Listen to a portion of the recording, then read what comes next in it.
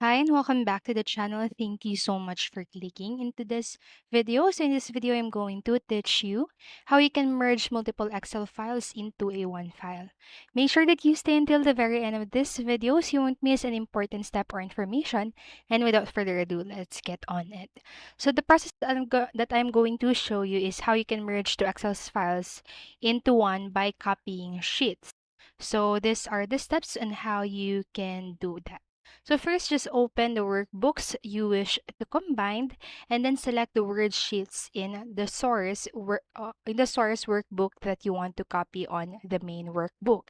And to select multiple sheets, use the following techniques right here.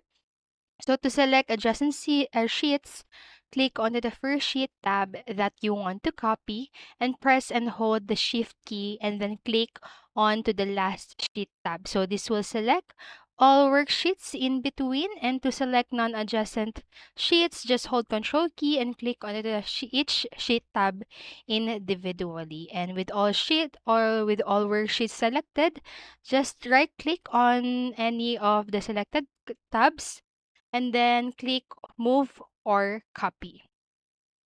And after that, in the move or the copy dialog box, you need to do the following.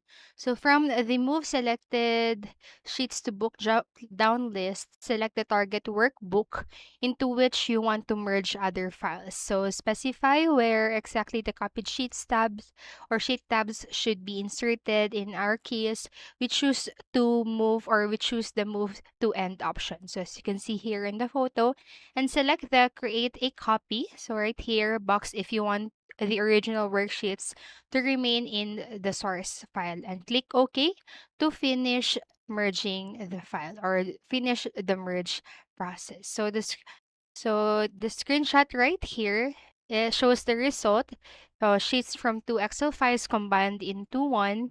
So to merge tabs from other Excel files, repeat the steps that I've mentioned for each workbook individually. And when copying sheets manually, please be aware of the following limitation imposed by Excel, and it is not possible to move or copy a group of sheets if any of those sheets contains a table. And in this case, you will have to either convert a table to a range or use one of the following methods that do not have this limitation. And so that's it for this video. That's how you can merge two Excel file into one by copying them. So that's it, and I hope this helped you. And if it did, please make sure to like, subscribe, and hit notification bell button so you won't miss a video. Thank you so much for watching and have a great day. Bye bye.